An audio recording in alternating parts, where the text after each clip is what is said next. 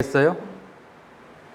사람 살기가 굉장히 좋아질 거예요. 2030년 되면 이제 거기에서 굉장한 도시도 발생하고 감옥 안에 그 다음에 감옥에 있는 사람들이 살면서 그러면서 직업도 지금 현재도 직장을 가지고 있잖아요.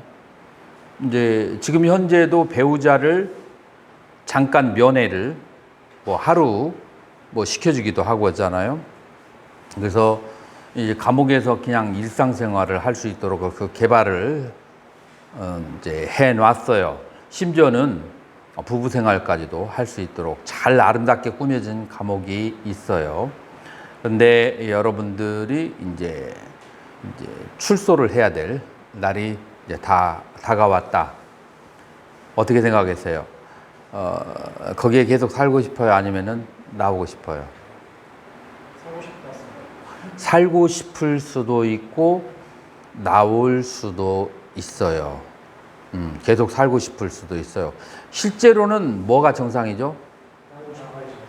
나와야 정상인데 거기가 여러 가지 이제 재밌고 즐길 것이 많다 보니까 적응이 되어서 거기에 살고 그렇게 싶어 할 수도 있어요.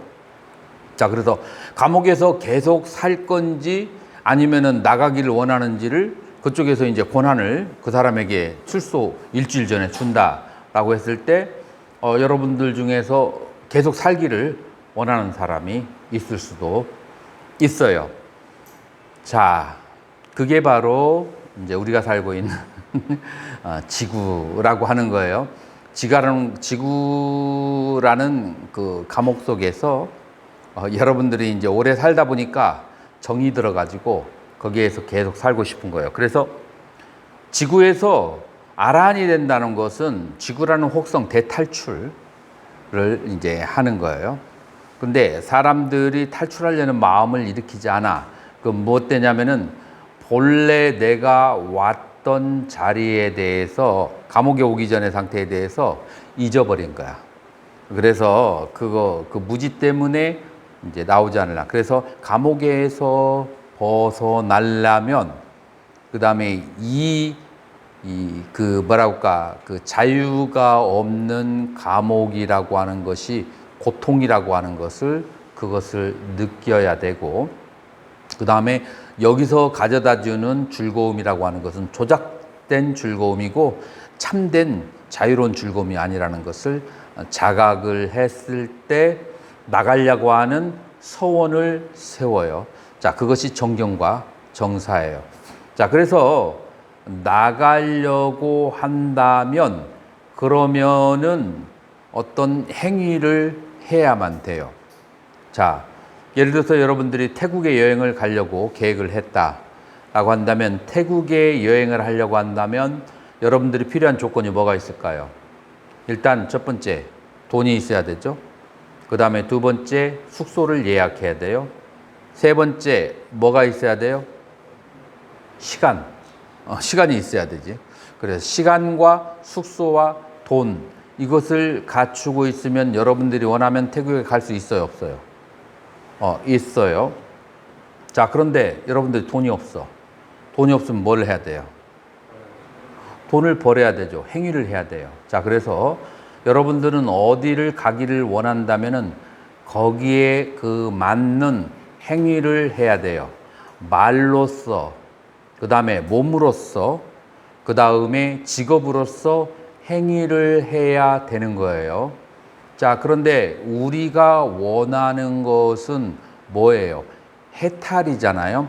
이게 해탈을 하기 위해서는 행위가 크게 두 가지로 벌어질 수 있어요. 하나는 선한 행위가 있고 두 번째로는 악한 행위가 있어요. 악한 행위를 하면 어떻게 되죠? 그 과부를 받아서 윤회를 하게 되죠. 자, 그래서 대탈출을 못 해요. 선한 행위를 하면 될까요? 안 될까요? 이 해탈을 하는 데 있어서 선한 행위가 도움이 될까요? 안 될까요? 아니면은 선한 행위 때문에 이 사바세계에서 그 과부반이라고 해탈하는 데 장애가 될 수도 있죠. 자, 그러면 어떤 선한 행위가 해탈하는 데 도움이 되고 어떤 선한 행위가 해탈하는 데 해로울까요? 수월 스님. 지혜를 깎는 행위가 해탈에 도움이 되고 목을 깎는 행위가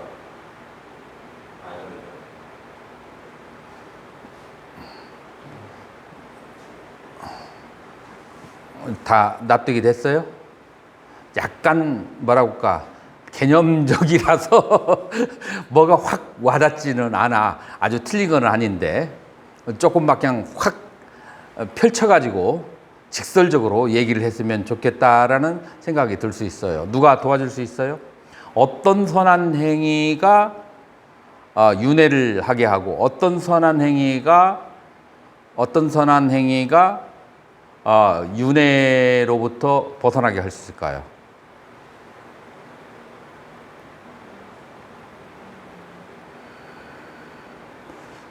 뭐 이제 단어를 이렇게 쓸 수 있어. 유루의 선한 행위는 윤회를 하게 하고 무루의 선한 행위는 해탈을 하게 한다. 자, 그러면은 선한 행위 중에서 유루는 무엇이고 무루는 무엇인가? 자, 그거를 이제 이건 교리적인 얘기죠. 자, 이거를 누가 정의를 내렸어요? 유루와 무루의 차이점은 뭐예요?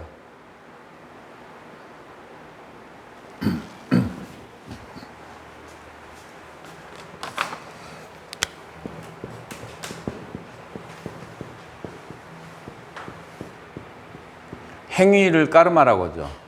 이 까르마가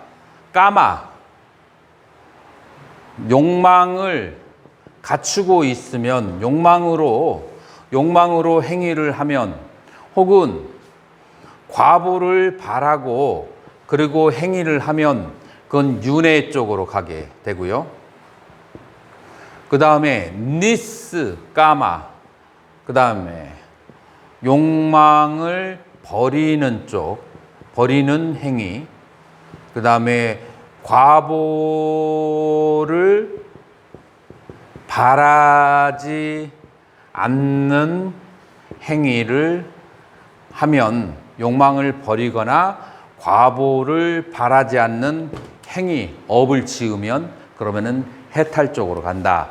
자, 여기까지는 이해가 하죠? 그래서 과보를 바라지 않거나 욕망을 버리고 행위를 하게 되면 그러면은 바로 해탈 쪽으로 가고, 그래서 선한 행위가 해탈하는 데 꼭 도움이 되는 건 아니에요.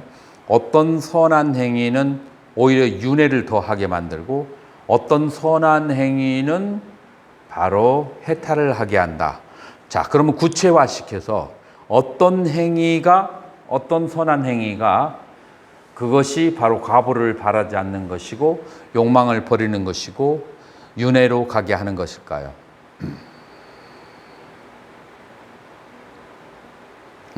쉬워요. 정견과 짝하는 생각을 하는 행위는 그것은 해탈 쪽으로 이끌고, 사견과 짝하여서 일어나는 행위는 윤회 쪽으로 이끈다. 자, 그걸 이제 인수분해를 하게 되면 이 세상에 아름다운 것이 있고, 이 세상에 즐길 것이 있고, 그 다음에 이 세상에 영원한 것이 있고, 나가 있다라고 생각하는 견해를 가지면서 선한 행위를 하면 그러면 윤회를 하게 되고, 이 세상에 그러한 네 가지가 없다라는 것을 알고 선한 행위를 하면 그것은 해탈하는 데 도움이 되게 한다. 자, 그래서 두 번째 단계, 여러분들이 행위를 할 때, 일상생활에서 행위를 할 때 말을 하고 그 다음에 말을 하고 여러분들이 일상생활에서 몸으로 여러 가지 행위를 하고 직업을 가질 때도 무엇과 관련된 정견과 정사와 짝한 행위를 했을 때는 해탈적으로, 그 다음에 선한 생각과 짝하는 행위를 하면은 삼선도, 천상의 세계로, 악한 생각과 짝한 생각을 했으면 그러면은 사막도로. 자, 그래서 어떤 생각과 어떠한 견해를 가지고 행위를 했는가에 따라서 네 가지로 벌어져요. 하나는 윤회를 초월하는 쪽으로, 두 번째로 윤회를 하는 쪽으로, 윤회를 하는데 삼선도로 윤회를 하는가, 사막도로 윤회를 하는가가 정견과 그 다음에 정사의 유무에 달려 있다. 그래서 행위가 중요한 게 아니라 어떤 견해와 어떤 생각을 가지고 있느냐가 이제 그렇게 중요하는 거예요. 자, 거기에서 이제 행위 가운데에서 그 다음에 행위 가운데에서 정어, 정업, 정명, 거기까지 이제 이렇게 나가고, 그 다음에 나머지는 뭐가 있죠? 정정진, 정념, 정정이 있어요. 그러니까 정정진을 우리는 이제 조금 자세하게 하면 윤회하게 하고 다음 세상에 태어나게 하는 어떠한 행위를 내가 하고 있다면 그것을 지금 현재 스톱해버리고, 그 다음에 아직까지 해탈나게 하는데 도움이 될 만한 어떤 법들이 있다면 그것을 닦아나가고, 그 다음에 윤회하고 해탈하게 하는 어떤 그러한 법을 일으킬 여지가 있다면 일으키지 않도록 방어를 하고, 그 다음에 항상 선한 생각이 일어날 수 있도록 하는 거, 이거를 네 가지 정근이라고 그렇게 해요. 그 사정근이라고 하는데, 이 사정근이라고 하는 것이 팔정도 가운데 어디에 들어가죠?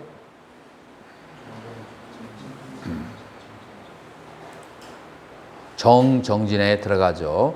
자, 그래서 우리는 37조도품 가운데서 오근과 오력을 보았고, 그 다음에 사정근이라고 하는 것을 그렇게 보았어요.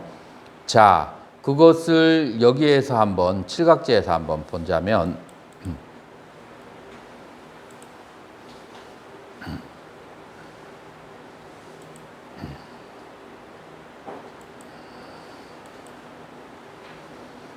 자, 여기 한번 읽어보세요. 경국선이 한번 읽어보세요. 무려 네 가지 다른 노력이다. 그러면 무엇이 네 가지 다른 노력인가? 경은 이렇게 말한다. 비구들이여, 네 가지 다른 노력이 있다. 무엇이 넷인가?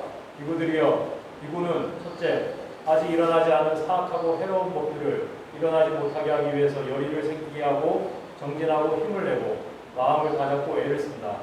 둘째, 이미 일어난 사악하고 해로운 법들을 제거하기 위해서 정진하고 힘을 내고 마음을 다잡고 애를 쓴다. 셋째, 아직 일어나지 않은 유익한 법들을 일어나도록 하기 위해서 열의를 생기게 하고 정진하고 힘을 내고 마음을 다잡고 애를 쓴다. 넷째, 이미 일어난 유익한 법들을 지속시키고 사라지지 않게 하고 증장시키고 충만하게 하고 바꿔서 성취하기 위해서 열의를 생기게 하고 정진하고 힘을 내고 마음을 다잡고 애를 쓴다. 자, 그래서 요 네 가지인데, 요 네 가지를 뭐라고 이름하는가 한번 보세요.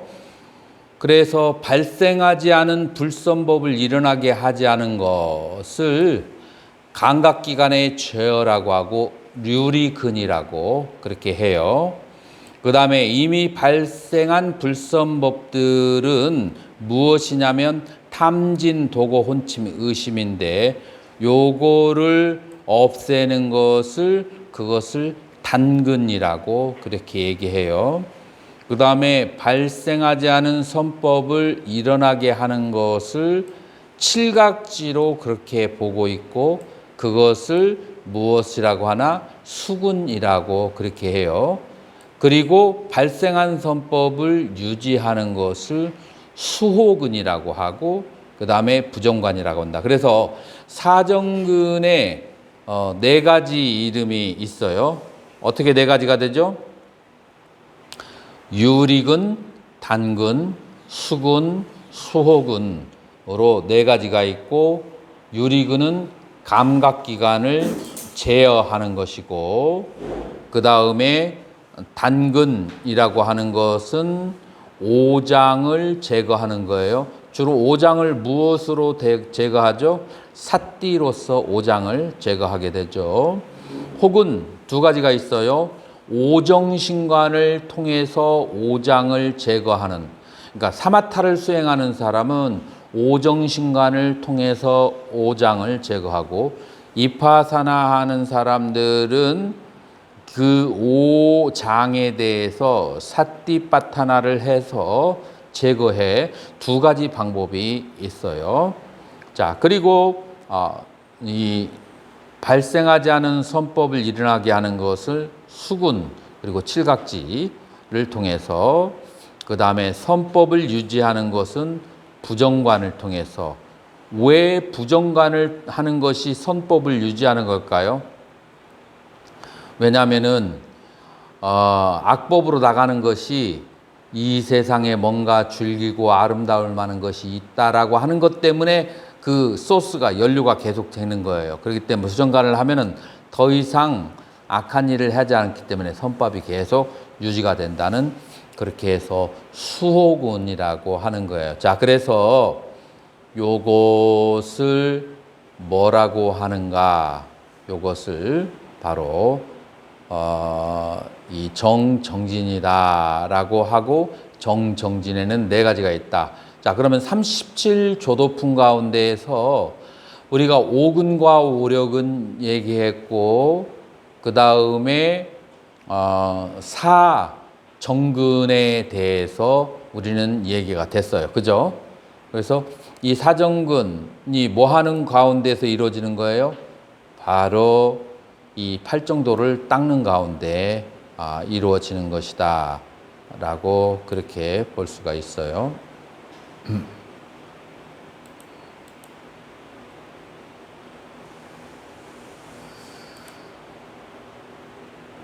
자, 계속 한번 읽어보세요. 노력은 또한 두 종류이다. 첫째, 육체적 에너지, 둘째, 정신적 에너지. 사라타파카 시니에 따르면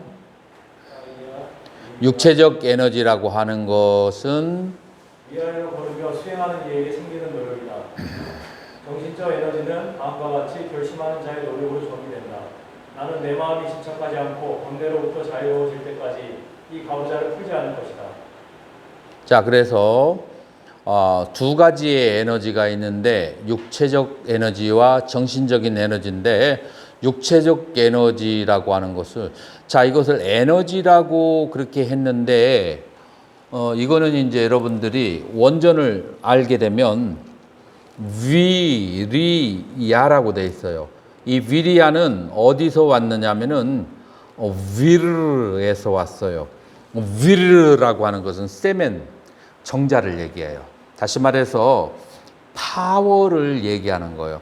이 파워를 우리 불교에서는 어디에서 온다고 봤냐면은 걷는 데서 온다고 봐요. 그러니까 그러기 때문에 걷는 것도 그냥 걷는 게 아니에요. 경행을 하는 데서. 근데 여러분들 지금 한 서너 번에 걸쳐서 경행을 수행을 했잖아요. 앉아 있다가 힘이 쭉 빠졌을 때 경행을 하고 난 다음에 몸에 뭐가 생겨요? 몸에 뭐가 생겨요? 경행을 하고 나면 정신이 맑아지고 몸에 활력이 생기잖아요. 자, 그래서 이 다른 운동을 하지 않는 출가자들에게 있어서, 특히 남방에 있어서 이 경행을 함으로써 좌선의 산매에 들 수 있는 힘이 생긴다라고 그렇게 얘기해요. 그래서 남방에서는 경행하는 것을 굉장히 중요하게 여기고, 경행을 통해서 깨달음을 얻은 부처님 당시의 성자가 누구죠?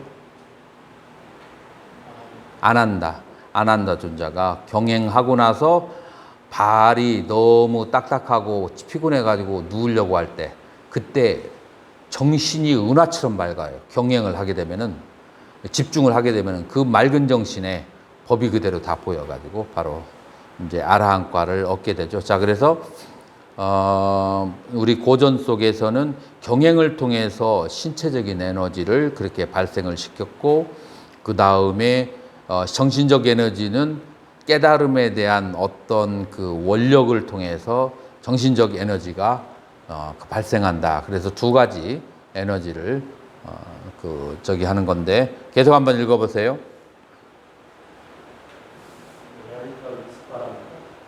위리아 삼보장가에서는 위리아 삼보장가는 그 일어남과 개화를 위해서 노력을 기울이는 요소, 애쓰는 요소, 분발하는 요소를 향한 체계적인 주의를 요구한다. 이것은 아직 일어나지 않은 노력을 일으키기 위한 또는 이미 일어난 노력을 배양하고 성취하기 위한 약물이다. 국가고사에 따르면 아람바다뚜 노력의 초기 시도이다. 애쓰는 요소도 똑같지만 게으름을 떨쳐버림으로써 더 강하게 된다. 분발하는 요소 또한 같은 것을 말하지만 목표에 더 가깝게 갈수록 더욱 강해진다. 따라서 이 세 가지는 강도와 철저한 정도에 따라 구별하는 노력의 3단계를 나타낸다. 자, 노력을 노력각지라고 하는 그런 상태를 개발하는데 세 가지를 얘기했어요. 하나는 노력을 기울이는 요소, 애쓰는 요소, 분발하는 요소 세 가지를 했는데 노력을 기울이는 그 요소를 이제 어떻게 설명을 했느냐 하면은 요 노력을 기울이는 요소가 게으름을 떨칠수록 더 강해진다. 근데 여러분들이 이 글을 읽고서 이해가 잘 안 될 거예요. 지금 여기에서 백그라운드가 뭐냐면 경행이라는 백그라운드와 알아차림이라고 하는 백그라운드가 있어요. 그래서 경행을 하거나 아니면은 좌선을 하면서 알아차림을 하려고 할 때 모든 일어나고 사라지는 대상을 알아차리려고 할 때 무슨 생각이 들어요? 설한 스님. 모든 생멸하는 현상을 움직이는 현상을 알아차리려고 할 때 무슨 마음이 들어요? 실증, 게으른 마음이 생기잖아요. 여기서 말하는 게으름이 그거예요. 그런 알아차림을 하려고 할 때 게으른 마음을 떨쳐버린다라고 하는 거예요. 지금 여기에서 알아차림, 삿띠라고 하는 백그라운드를 알지 못하면 이걸 읽으면 이거 무슨 말인가 이해를 못할 거예요. 그 삿띠를 계속 해야만 된다라는 것을 전제로 하고 그 삿띠를 하려고 할 때 번거로운 마음이 일어났을 때 그 번거로워하는 그 게으른 마음을 떨쳐버리고 계속 알아차림을 놓치지 않는 것이 바로 아람바 다뚜, 그 노력을 기울이는 요소라고 하는 거예요. 이해가 됐죠? 계속. 국가고사는 위리와 삼보장가가 효과적으로 일어나기 위한 11가지 조건을 언급한다. 첫째, 이른 상태를 두려워하는 것을 공부하기. 자, 이른 상태라고 하는 것은 내가 알아차림을 계속 하다가 알아차림을 놓쳐버린 것을 두려워해야 된다. 계속. 둘째, 노력에 따라 세간과 출세 간의 구별로 얻는 이로움을 보기. 내가 알아차림을 함을 통해서 그래서 세간적인 이익과 출세간적인 이익을 그것을 이제 억념하는 거예요. 생각하는 거예요. 세 번째. 여정의 과정을 다음과 같이 공부하기. 붓다, 빠째까 붓다, 위대한 제자들이 걸은 길을 내가 가야만 하며 게으른 자는 갈 수 없다. 자, 세 번째로는 부처와 그 다음에 아라한과 조사들을 생각하면서 내가 그들의 법을 이어받으려면 이 알아차림을 게을러지는 마음을 내가 떨쳐버려야 된다라고 하는 마음을 가져야 되는 거예요. 넷째, 베푸는 자들을 위해 큰 결실을 만듦으로써 탁과를 제공하는 자에게 공이 될 것. 내가 이렇게 알아차림을 충실히 하지 않으면 나에게 보시한 사람들에게 어떻게 좋은 과부, 복전이 될 수가 있는가라고 생각하면서 또 노력하려고 마음을 재우쳐야 되는 거예요. 다섯째, 스승의 위대함을 이렇게 공부하기. 나의 스승은 노력하는 이들을 칭찬한다. 그리고 우리에게 엄청난 도움이 되는 이 비교대 없는 가르침은 다름 아니라 실천 속에서 공유받는다. 부처님을 생각하는 거예요. 부처님을 생각하면서 부처님의 제자인데 지금 부처님이 나를 보시면은 내가 이렇게 게으르게 있는 것을 보면은 과연 즐거워할까? 내가 노력하면 부처님께서 얼마나 내가 존경하는 스승께서 나를 얼마나 좋아하실까라고 생각하면서 또 노력을 하는 거예요. 여섯째, 유산의 훌륭함을 검토하기. 그래서 부처님의 유산을 내가 물려받는다는 것에 대해서 그 자부심을 생각하는 거예요. 그래서 일곱째, 이체 지각의 주의를 두고 자세를 바꾸고 바깥 공기를 자주 쐬어 뻣뻣함과 졸음을 삼가기. 이 게으름은 두 가지가 있어요. 육체적인 게으름과 정신적인 게으름이 있어요. 자, 육체적인 게으름은 졸음이고요. 정신적인 게으름은 뭐예요? 나태, 무기력, 그런 상태예요. 자, 그런 상태에 있을 때, 그런 이제 혼침과 나태가 있을 때는 무조건 빛을 가까이 해야 되고, 좀 밝게, 분위기를 밝게 해야 되고, 그 다음에 공기를 바꿔주는 거예요. 신선한 공기를. 왜냐하면 탁한 공기가 그렇게 만드는 수도 있어요. 탁한 공기가 혼침에 들어가기도 하거든요. 그리고 게으른 사람을 피하기. 게으른 사람과 같이 가면 자기도 게으러지기 쉬워요. 아홉, 노력하는 사람과 사귀기. 그래서 계속 정진을 같이 하는 사람하고 몇 시에 같이 정진하자라고 하면서 자기를 재우칠 수 있죠. 열, 바른 노력을 검토하기. 이렇게 해서. 노력에 대한 고른 결심. 자, 이것을 보면서 여러분들은 이런 생각을 할 수 있어요. 아유, 정말 너무 세세하기가 국민학생 일기장 쓰듯이 한다라고 생각할 수도 있지만 이 노력하는 것을 놓치지 않기 위해서 얼마나 애를 썼는지 그거를 우리는 생각할 수 있어요. 얼마나 진지하게 알아차림을 놓치지 않으려고 했기 때문에 이런 이제 상세한 것들이 나오는 거예요. 그래서 이건 전부 다 알아차림을 놓치지 않는 것으로 노력이 나와요. 자, 그래서 우리는 팔정도 가운데서 노력이 나오고 그 다음에 뭐가 나와요? 알아차림이 나오고 그 다음에 선정이 나와요. 자, 그런데 수행하는 사람들은 이 노력을 어디 뒤에 놓느냐? 삿띠 뒤에다 놓아요. 왜냐하면 칠각지에 뭐가 나오죠? 칠각지에 정념이 1번이 있고 그 다음에 두 번째 뭐가 있죠? 택법이 있고 세 번째가 뭐가 있죠? 그 다음에 노력각지가 있잖아요. 그래서 이 수행하는 사람들은 노력을 정념에 대한 노력으로 그렇게 보고 있어요. 자, 그래서 팔정도의 그 노력각지를 두 가지로 해석할 수 있는데 노력을 앞에다 갖다 붙이면 바른 행위와 바른 말을 하려고 꾸준히 노력하는 거라고 그렇게 해석할 수 있고요. 뒤에다 갖다 붙이면 알아차림을 놓치지 않으려고 꾸준히 노력하는 것. 그래서 이 주석서에는 이 정정진을 두 가지로 해석하는 방법이 있다. 뭐라고요? 하나는 정어와 정업에 대한 노력, 두 번째로는 그 다음에 삿띠에 대한 노력. 근데 뭐 양쪽으로 다 같이 공동으로 분배해도 노력은 관계없죠. 그래서 이 두 가지에 다 노력이라고 그렇게 생각하면 돼요. 자, 그래서 우리는 37 조도품 중에서 우리는 사정근이 나왔으니까 그 다음에 뭐가 되죠? 그 다음에 염각지가 되는 거예요. 자, 염각지는 칠각지의 1번에도 있는 거예요. 자, 염각지가 무엇이 염각지인가? 치원 스님 거기 있는가요? 염각지 한번 읽어보세요.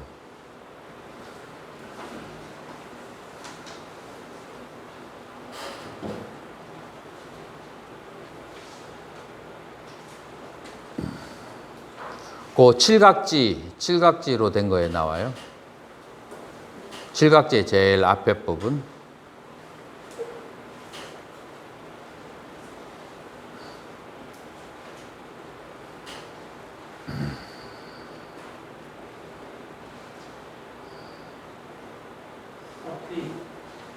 삿띠는 기억사에서 발생되었고 따라서 일반적으로 기억으로 해석되었다.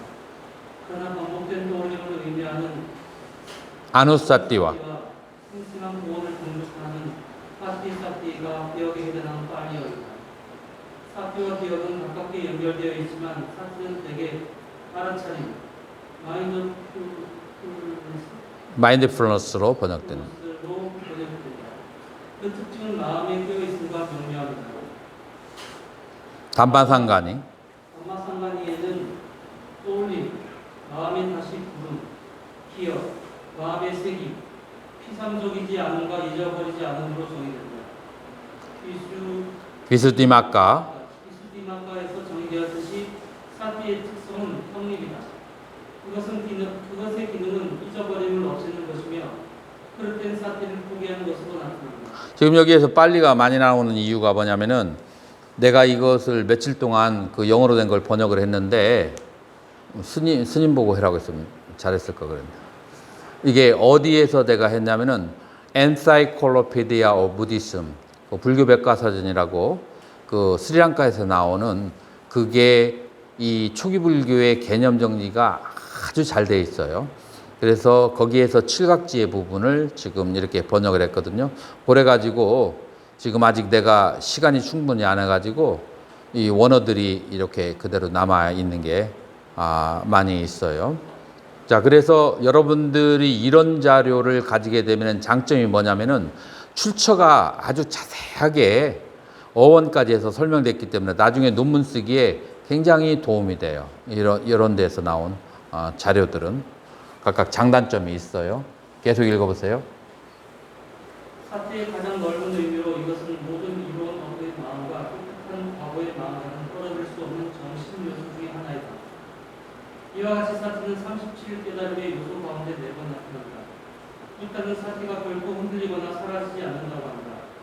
사태는 부다에게 있는 18가지 특별한 속성 중의 하나이다. 그것은 이끌리는 대상으로부터 감각의 방향을 돌리는 주된 수단인데 감각이란 원래 불안정한 것이기 때문이다. 따라서 비방가 딱가 사띠 삼보장가가 다른 모든 보장가를 위한 바탕이 되는 특징을 지닌다고 말한다. 자, 여기서 이제 얘기하는 것은 무엇이냐면 사띠가 모든 대상으로부터 한 가지에 집중을 하게 하는 요소이다. 자, 부처님의 가르침 가운데 그런 말이 있어요. 여기 5가지 동물이 있어. 5가지 동물을 큰 기둥에다가 메어놨어요. 하나는 원숭이고, 2번째로는 호랑이, 3번째로는 말, 4번째로는 코끼리, 뭐 이런 식으로 해서 여러 동물들이 있어요. 그래서 처음에 이것을 메어 놓게 되면 그러면은 서로가 나가려고 막 그냥 발버둥을 치죠. 개도 그렇고 원숭이도 그렇고. 그래서 막 나가려고 하다가 그러다가 언젠가 되면은 얘들이 잠잠해져요. 얼마나 걸릴까요? 잠잠해지는데 24시간이면 충족할 거예요. 24시간 동안 계속 나가려고 하다가 그래도 자기가 그 끈에서 벗어날 수 없을 때 잠잠해지고 이제는 그 끈 안에서 먹을 거 갖다 주면 먹고 그 다음에 이제 포기하는 삶을 살게 되죠. 사띠가 그런 역할을 해요. 우리의 마음에서 여러 가지의 감각기관으로 그 다음에 여러 가지의 생각들이 죽굴듯이 5가지 동물처럼 일어날 때 이 사띠가 충분하면 그걸 다 끄집어 당겨가지고 내가 따라가지 않을 수가 있죠. 그래서 감각기관에서 여러 가지 유혹이 발생할 때 혹은 나의 주의를 돌릴 때 그때 그것을 안정되게 하는 것이 바로 사띠의 기능이다라고 하는 거예요. 계속 읽어보세요. 개발의 방법 삼육다 비카야의 보장가 삼육다와 비수티마카의 파타비타시나 미데사는 7가지 보장가를 개발하는 방법을 자세히 설명하고 있다. 이에 관련된 모든 경우에 유익하기 때문에 사티가 우선순위를 차지하며 다른 6가지 보장가는 특별한 경우에 개발된다고 한다. 따라서 마음이 위축되었을 때 담마비카야 담마비자야 위리야 삐띠. 이를 기르고 개발해야 하는 반면에 나머지 셋은 마음에 들떠 있을 때 기르고 개발해야 한다고 구체적으로 말하고 있다.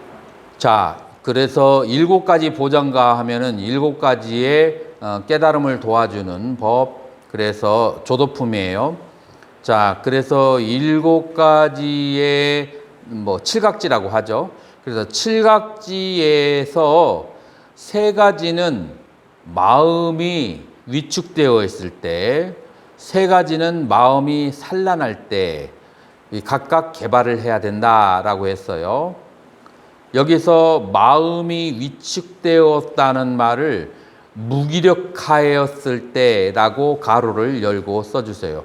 마음이 무기력해졌을 때는 이 택법각지와 노력각지와 그 다음에 삐띠 그런 희각지 이 3가지를 더 집중을 해서 키워야만 되고요.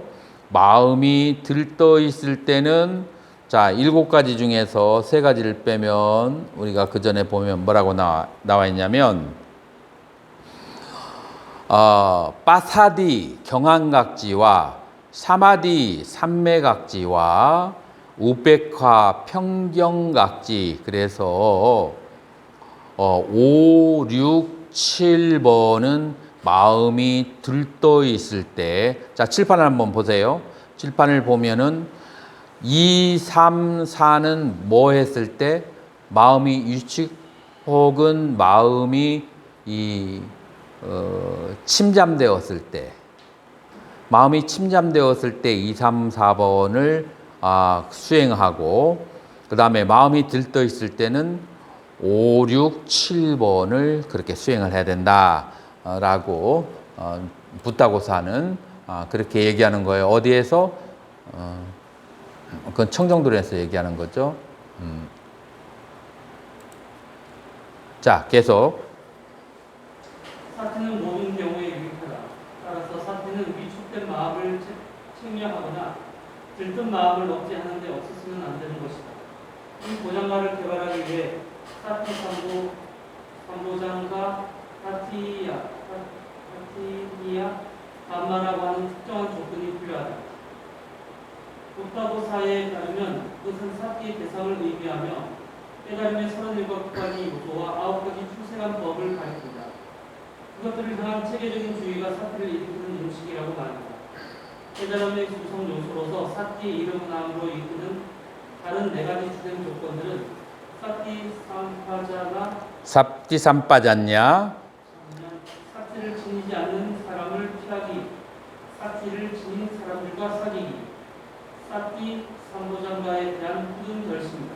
자, 그래서 사띠를 계속 유지하고 싶으면 4가지 조건이 있는데 첫 번째로 항상 사띠에 대해서 정념 정지를 하고 두 번째로는 사띠를 하지 않은 사람을 피하고 사띠를 수행하는 사람을 가까이 하고 네 번째 왜가 왜 사띠 수행을 해야 되는데 대해서 아주 깊이 생각을 해서 사띠를 꼭 해야 된다는 굳은 이제 결심, 발심이 이제 일어나야 되겠죠.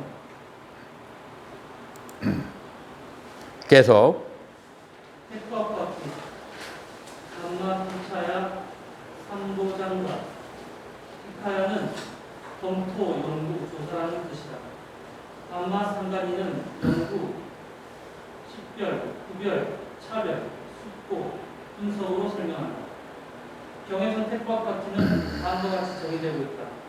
기부들이여 유익하거나 괴로운 것들, 나무랄 데 없는 것과 나무라야 마땅한 것들, 받들어 행해야 하는 것과 받들어 행하지 말아야 하는 것들, 고상한 것과 천박한 법들이 있어 거기에 지혜롭게 마음에 자꾸리하기를 많이 공부시려면 이것이 아직 일어나지 않은 법을 간택하는 깨달음의 구성 요소를 일어나도록 하고 이미 일어난 법을 간택하는 깨달음의 구성 요소를 늘리고 지세게 만들고 수행을 성취하는 자양이다.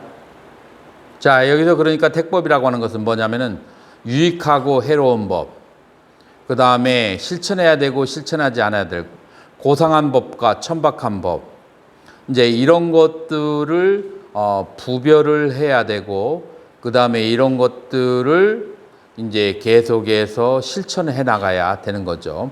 자, 그러면은 지금 이와 같이 유익하고 해로운 법이라고 하는 것의 기준이 무엇인가 우리는 생각을 해야만 되겠죠. 계속 읽어보세요. 그러면 무엇이 불성법이고 무엇이 성법인가? 추속서들은 불성법을 1. 식불선업도 살생, 도둑질, 삿된 만호, 기어, 양설, 악독, 선유, 악의, 삿된 견해 등과 두 번째 5가지 장애로 설명하고 있다. 한편 선법 자, 여기에서 옆에 출처가 나왔어요. DA라고 했어요. D가니까야 아따까따 주석서 2권의 644 MA 마지막니까야 아따까따 마지막니까야 중부의 주석서 1 197 이런 식으로 되어 있는 거예요. 두 번째로는 오장이 불선법이라고 했어요. 이제 이것은 MA 345로 그렇게 돼 있죠. 그 다음에 한편 선법은 계속해 보세요. 한편 선법은 확신경 등과 수석서들에서 10선업도와 37고리문법 등으로 설명하고 있다. 이처럼 택법이란 해탈 열반의 방해가 되는 불선법들과 해탈 열반에 도움이 되는 선법들을 분별하는 것이다. 자, 여기에서 우리는 이제 택법이라고 다르마 위자야가 인베스티게이션 연구 조사하는 거예요. 법들에 대해서 내가 지금 현재 행하는 그런 법들에 대해서 조사를 해보니까 여기에 좋은 법이 있고 여기 해로운 법이 있어요. 무엇이 좋은 법인가? 열반에 유익한 법. 그 다음에 무엇이 나쁜 법인가? 열반의 해로운 법. 무엇이 좋은 법인가? 그것은 삼선도로 이끄는 법. 무엇이 나쁜 법인가? 사막도로 이끄는 법. 그래서 앞에 있는 것은 출세간의 좋고 나쁜 법이고, 그 다음에 두 번째 것은 세간적 좋고 나쁜 법이다라고 할 수 있어요. 자, 그러면은 이 좋고 나쁜 법의 구체적인 것은 무엇인가? 나쁜 법이라고 하는 것은 살도, 음망, 기여, 양설, 악구, 탐욕, 탐진치 등의 10불선어 플러스 5가지 장애, 5장, 이것이 10불선업과 5장, 이것이 바로 불선법이고, 그 다음에 선법이라고 하는 것은 10선업과 그 다음에 37보리분법, 이것이 바로 선법이다라고 그렇게 했어요. 그래서 무엇이 불선법인지 무엇이 선법인지가 분명하게 나온 것이죠.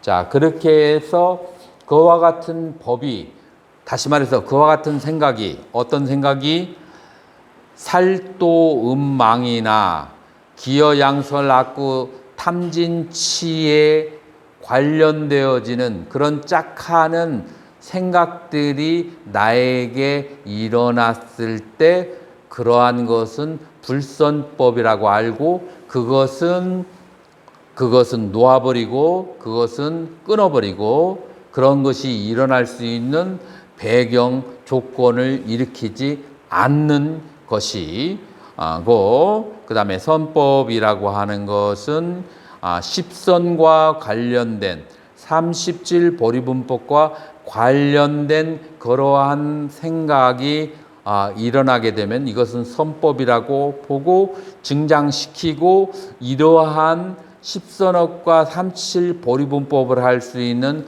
그런 단체에 자주자주 같이 가서 그런 것을 증장시켜야 되는 것이죠. 이것을 뭐라고 하는가? 택법각지다라고 그렇게 얘기해요.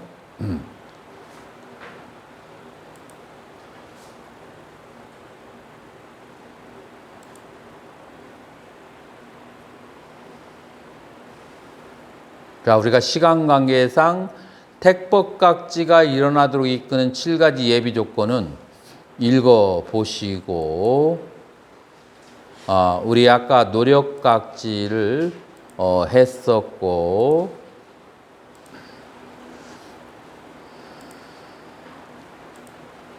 그 다음에 삐띠 삼보장가라고 하는 부분 계속 읽어보세요. 희열각지. 삐띠 삼보장가. 삐띠는 기쁨, 즐거움, 희열, 가득 차서 넘침의 감정을 뜻하는 어금, 흐리에서 파생되었다.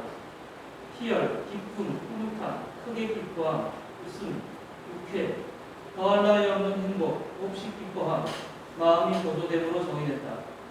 추석서에서 삐띠는 종종 5가지로 나타난다. 즉, 첫 번째 조금의 관심이나 기쁨의 설렘, 살이 오싹하게 함. 두 번째 번개처럼 번쩍이는 기쁨. 세 번째 바닷가에 부서지는 파도 같은 기쁨의 물살이나 떨리는 흥미. 네 번째 경험자가 허공에 뜰 정도의 황홀함 또는 황홀감 감정이나 도취. 다섯 번째 압도적으로 퍼지는 기쁨이나 황홀에 이르는 도취이다. 삐띠가 지는 이러한 5가지 종류의 차이는 희열의 강도에 따라 다르다. 자, 그래서 삐띠는 크게 5가지가 있다고 했죠.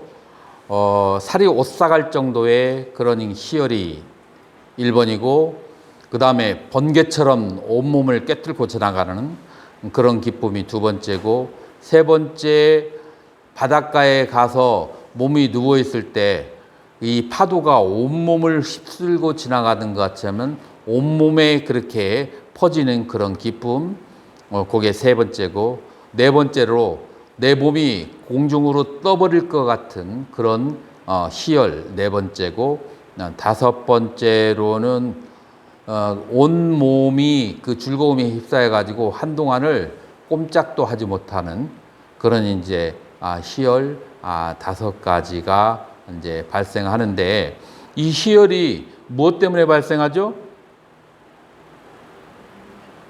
물론 여러분들은 매일같이 이러한 희열을 크고 작게 경험을 하고 있겠죠.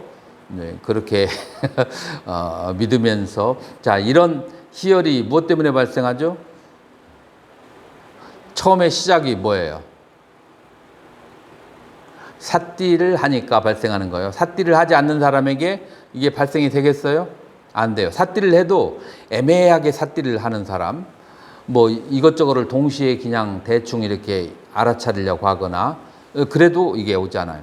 명확하게 한 찰나에 한 대상을 알아차릴 때 이제 이런 것들이 오게 되는 거예요. 그래서 이 삐띠라고 하는 희열은 첫 번째, 정확하게 그 대상을 알아차릴 때 그때 이제 오는데, 그거를 이제 삐띠라고 하는데, 자, 삿띠라고 했을 때 화두를 드는 것도 삿띠에 들을까요, 안 될까요?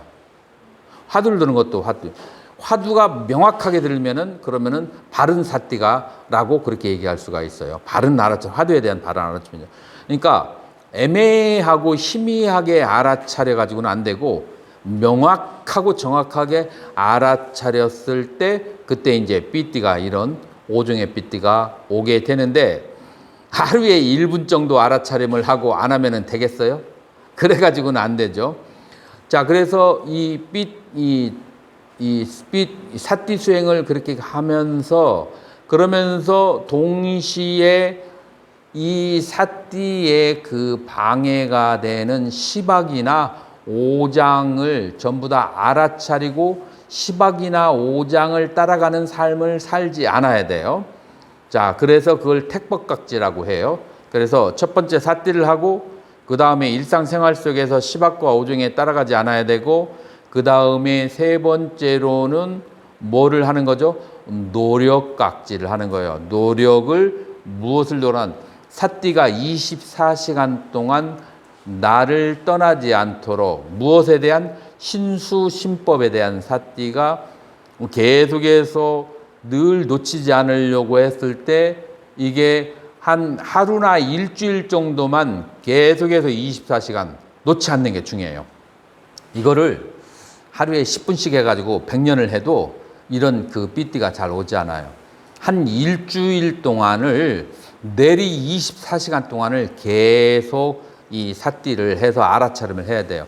그래서 한 일주일 정도 계속해서 이 알아차림이 되면은, 그러면은 정신과 몸의 상태가 아주 투명한 유리처럼 되면서 이런 삐띠가 오게 되는 거죠. 자, 그래서 삐띠가 오게 하려면 선제 조건이 3가지가 있는데, 삿띠, 그리고 2번째 택법각지, 세 번째 위리아, 노력각지를 계속해서 했기 때문에 이런 삐띠가 온다. 이것이 이제 네 번째 삐띠라고 그렇게 할 수가 있어요. 나머지 설명도 여러분들이 읽어보도록 하고,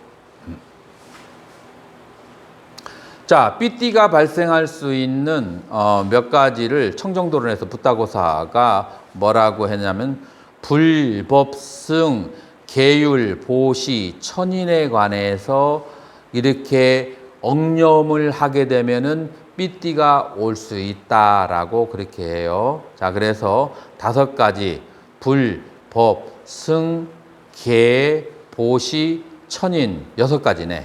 이 6가지에 대해서 그렇게 계속해서 억념을 하면, 자, 그러면은 이게 뭐가 비슷하냐면 여러분들이 기도할 때 경전을 읽잖아요.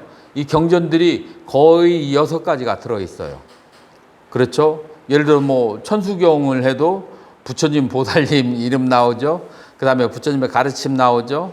그 다음에 그 승가가 나오죠. 계를 지키는 거 나오죠. 보시하는 거 나오죠. 그 다음에 거기에 있는 신묘장구 대단하니 수많은 천신들이 부처님께 귀희한다라는 말이 나오죠. 이 6가지가 다 골고루 섞어 놓는 것이 뭐 천수경이라고도 할 수가 있고, 그 외에 뭐 다른 경전들도 이런 요소를 가지고 있어요. 그래서 경전을 읽으면 몸과 마음에 기쁨이 생기는 것이 바로 그러한 원리에서 오는 것이다 라고 그렇게 얘기할 수 있어요. 자, 그 다음에 삐띠가 몇 번째가 됐죠? 삐띠가 4번째가 됐어요. 5번째가 뭐예요? 평온각지, 경안각지라고 그렇게 얘기해요. 계속 읽어보세요. 가라치다라는 어근 스랑파에서 파생된 파사디는 고요한 평안함, 휴식, 맑음을 의미한다. 고통이 완화되고 진정되어 고통에서 자유로운 상태, 헐림이나 불안함이 시원함으로 대체된 상태를 묘사되고 그 반대는 오염으로 보인다. 감마상가에 있는 고요함, 평정, 잠잠함, 안정, 평온으로 진행되어 있다. 고장가로서 파사디는 늘 2가지를 말한다. 몸의 경안, 마음의 경안. 전자는 감각, 지각, 형성이라는 3가지 다발의 경안을 말한다. 반면에 후자는 의식의 다발의 경안을 말한다. 자, 여기에서 중요한 것이 2가지가 있는데, 이 빠사디, 평온함이라고 하는 것은 뭐 다음에 온다겠어요? 삐띠 다음에 온다겠어요. 자, 그래서 내가 예를 한번 든다면, 여러분들 목욕탕에 가면은 500원 넣으면, 요즘에 올랐나? 1,000원 넣어야 되나? 넣으면은 마사지 기계 있잖아요. 그 마사지 기계를 좋은 것을 가지고 한 15분 정도 마사지를 탁 받고 나면 막 달달달달달 떨리잖아요. 달달달달 떨리는데 마사지를 딱 받고 나면 몸이 어때요? 몸이 시원하고 편안하게 되죠. 그래서 삐띠라고 하는 것은 몸 안에 기운이 아주 강하게 돌아가는 그런 형태고, 몸의 기운이 강하게 돌아가면은 뭐가 돼요? 몸 안에 막혀 있는 것이 달달달달 뚫어지거나 아니면은 불순물이 있으면 그것이 떨려서 나오게 돼요. 그래서 그런 삐띠를 통해서 불순물이 떨어져 나가고 막힌 것이 떨어지거나 한다면 그 다음에는 몸과 마음이 아주 편안한 상태가 되어지는 것, 그것을 뭐라고 하냐면 빠사디 삼보장가, 경안각지, 평온이라고 보다도 경안각지라고 하는 게 맞아요. 뒤에 7번의 평온이 있기 때문에 경안하다라고 그렇게 얘기해요. 자, 그래서 이 경안이라고 하는 것은 2가지가 있는데,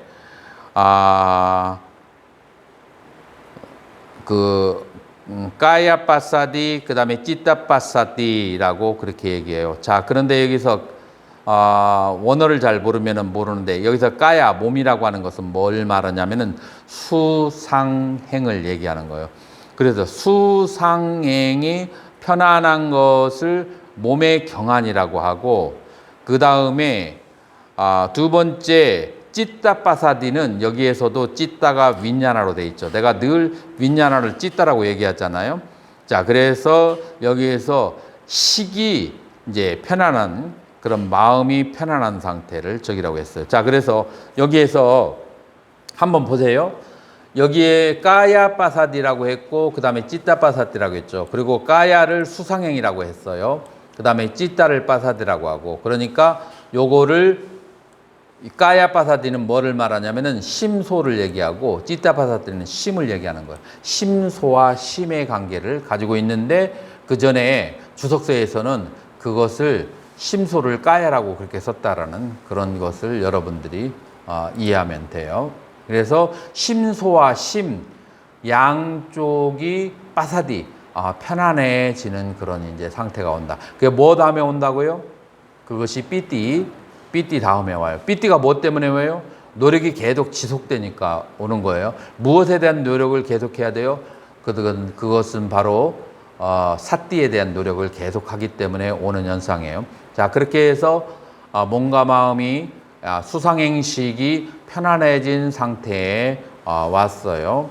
자, 그러면 수상행식이 편안해지고 난 다음에 무엇이 발생하는가? 자, 그래서 앞에는 삐띠, 몸과 마음이 아주 즐거운 상태가 되었고, 두 번째로는 수상행식이 가라앉은 편안한 그런 상태가 됐다. 그래서 삐띠는 몸하고 관련되어 있고, 그 다음에 빠사디는 심과 심소와 관련되어 있다라고 여러분들이 그렇게 생각해요. 그래서 오온이 다 즐겁고 편안해지게 되는 것을 이름해서 뭐라고 해요? 사마디라고 얘기해요. 그래서 읽어보세요. 이들 두 상태는 이 삼매. 요 뒤로 내려와야 돼. 삼매 잘 주다라는 3 플러스 4 플러스 따로부터 파생되었고 집중되다, 침착하다. 다음에 의도된 상태를 한다. 보통 안정, 탄탄한 생각에 몰입된 경고함으로써 평안한 영혼 상태, 균형, 동료되지 않은 정신과정, 조용함으로 정의된다. 이들 이외에는 모두 상대를 특정짓는 침착성의 철저함과 강도를 뚜렷이 나타낸다. 자, 이것도 여러분들이 이제 읽어보시고 3 플러스 플러스 다해가 사마디의 어원이에요. 다해 루트가 들어가야 돼요. 그래서 어근이 다해예요. 다라는 두다라고 하는 그런 뜻이에요. 그래서 마음을 어느 한 곳에 메어두다라고 하는 것이 이제 사마디의 특징이라고 그렇게 말할 수가 있어요. 마음이 어느 한쪽에 집중이 됐다. 그래서 다른 말로 해서 액각 같다라고 해요. 그래서 액각 하나에 같다, 집중되어 있다라고 하는 것이 사마디와 동일해요. 자, 여기에서 하나에 집중되는 상태가 이런 앞에 있는 칠각지를 거치지 않고 집중되는 상태와 앞에 있는 칠각지를 거치고 집중되는 상태가 달라요. 지금 이 앞에서 색수상행식 오온이 기쁘고 가라앉고 편안해진 상태에서 거기에서 마음이 집중되어져 있는 상태라고 하는 것은 청정한 마음이 드러나기 시작하는 상태예요. 그냥 보통 사람들도 외도들도 수행을 하지 않은 상태에서 집중을 하거든요. 그런 집중하고 이 색수상행식이 편안하고 가라앉은 상태에서 마음이 둥근 달처럼 떠올라 가지고 집중되어 있는 상태가 달라요. 그래서 마음이 홀로 고요하고 적정해진 그런 상태에, 그래서 마음이 적정한 상태에서 그 다음에 이 마음으로 대상을 보면, 그래서 우백카가 발생해요. 우백카라고 하는 것을 평온이라고 그렇게 이제 무덤덤이라고 그렇게 번역을 하는데, 우빠 플러스 익시라고 하는, 자, 그 뒤로 내려왔죠. 지금 우백카로 내려왔어요. 칠판을 보시면 돼요. 그래서 우빠 플러스 익시라고 하는 두 단어의 합성어예요. 익시라고 하는 투시, 보다라는 뜻이에요.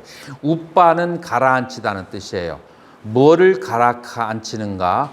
고락, 희우를 가라앉히는 거예요. 그 가라앉히는 데에 이제 세 가지 종류의 가라앉힘을 얘기하고 있고, 보는 것을 이제 얘기하는데, 자, 여기에서, 자, 치원 스님, 요거, 우백화는 세 가지 주요한 형태로 구별될 수 있다. 우백화는 세 가지 주된 형태로 구별될 수 있다. 첫 번째는 감각 또는 육체적 감성의 우백화이다.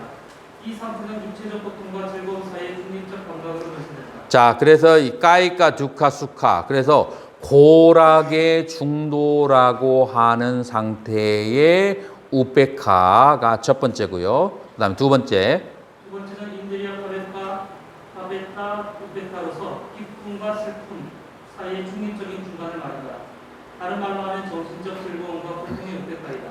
자, 그래서 이거는 희우의 중립적인 상태를 말해요. 1번은 고와 락의 중립적인 상태, 두 번째로는 희우.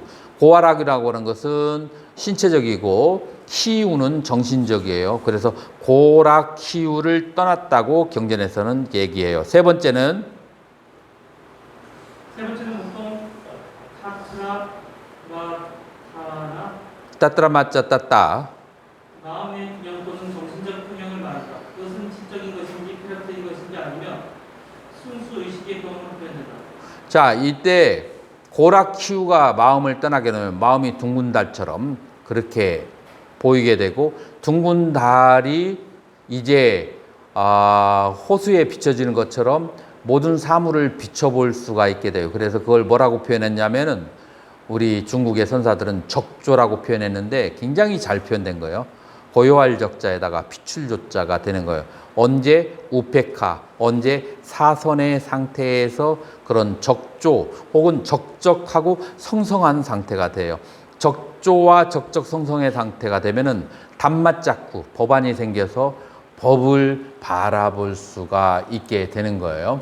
자, 여기에서 법안을 생겨서 사성제 12인연을 깨닫게 된다라고 하는 것은 우리 대념처경에서 설명을 했어요. 자, 여기에서 이제 조금 더 할 수 있는데, 사실은 남방에서도 4년을 매일같이 가르쳐줘도 아쉬움이 남는 게 매일매일 4년을 배워도 깊이 있게 다 하지를 못해요.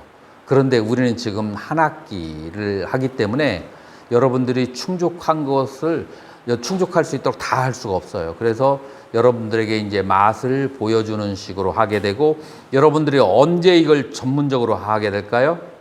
여러분들이 전문반으로 이제 들어왔을 때 이 초기 혹은 설일체유부 혹은 중간 혹은 유식 선종 하나를 딱 잡아가지고 그것만 이제 파고 들어가는 거예요. 지금 여러분들은 이제 맛보기를 해주는 상태다라고 이제 그렇게 생각을 해야 돼요. 그렇게 해서 이런 식으로 해서 칠각지까지 하고 팔정도를 통해서 37 조도폼을 이제 그 아웃라인을 그렇게 이제 해줬어요. 그래서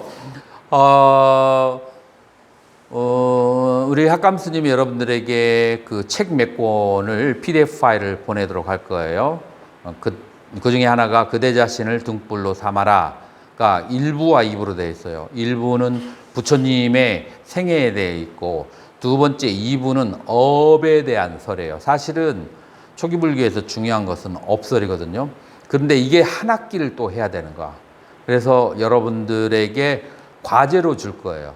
그 책의 2부에 나오는 업설에 대해서 여러분들이 에세이를 쓰는 거예요. 에세이를 쓰는데 A4 용지에 15페이지, 폰트는 12폰트로, 폰트 12로 해서 그 다음에 15페이지로 초기 불교에서 바라보는 업설이라고 하는 것으로 여러분들은 그렇게 레포트를 쓰고 다음 학기에 그것을 가지고 토론이 이제 있을 거예요. 그래서 돌아가면서 여러분들이 주제 발표를 하게 될 거예요. 자, 그걸로 하든지 1번, 2번은 지금 8정도와 37조도품과의 관계에 대해서 설명을 했어요. 그래서 8정도와 37조도품, 제가 이 노트를 다 나눠줬으니까 그 노트를 이제 보면서 차근차근 한번 정리해 가면서 8정도와 그 다음에 37 조도품에서 바라보는 사띠수행법이라고 하는 주제로 여러분들이 레포트를 쓰거나 이제 저기 하셔도 돼요. 그래서 이런 것들이 잘 되면 여러분들이 졸업 논문에서 연구반까지 갈 수가 있고 심지어는 이제 뭐라고 할까 교육원에다 제출할 수 있고 이걸로 해서 장학까지도 받을 수가 있어요. 그래서 여러분들이 이제 이 방학 기간 동안 얼마나 시간을 잘 유용하게 보내는가, 얼마나 노력을 하는가에 따라서 이제 다음 학기가 이제 설일체육의 수행론으로 들어가야만 돼요. 설일체육의 수행론으로 들어가야 되는데 여러분들이 지금 여기에서 과제물을 잘 해오면 바로 설일체육으로 들어가면 여러분들이 설일체육가 왜 중요하냐면은 대승하고 초기불교하고 중간 그 다리가 설일체육이에요. 대승에서 사용되는 용어는 전부 설일체육에서 만들어진 용어인데 그 용어는 초기불교 용어하고 조금 달라요. 그래서 초기불교하고 대승하고는 남남이야. 그렇지만 설일체육을 중간에 두면은 그러면은 그것이 연결이 스무스하게 되거든요. 왜 대소승의 논쟁과 전쟁이 있었느냐면 설일체육을 통해서 테라바다와 마하야나를 보려고 노력하지 않았기 때문에 그런 문제가 발생해요. 그래서 다음 학기에는 설일체부의 수행론으로 들어가야 되니까 이번에 과제물을 잘 해서 이제 설일체부에서 공부하는 것은 지금 배운 거하고 거의 유사해요. 다만 언어를 굉장히 이제 체계적으로 논리적으로 새로운 용어들이 이제 발생하기 시작해요. 지금까지 공부한 것이 어떻게 설체부에서 이런 단어를 쓰게 됐는지를 설명해 주면은 금방 아주 쉽게 이해하고 그다음에 설체유부가 상당히 쉽고 흥미있고 재미있다라는 것을 여러분들이 이해할 수도 있을 거예요. 그럼에도 불구하고 여러분들의 원망, 바라고 그 다음에 원하는 것에 따라서 약간의 카리큘럼은 변화될 수 있으니까 본인들의 목소리를 주저 말고 뭐 메일이나 문자를 통해서도 이렇게 잘 해주면은 다음 학기에 그 수업하는 것에 반영을 하도록 할게요. 자, 그래서 오늘로써 그 1학기의 수업은 마치도록 그렇게 하겠습니다. 질문 있으면 질문 받겠습니다.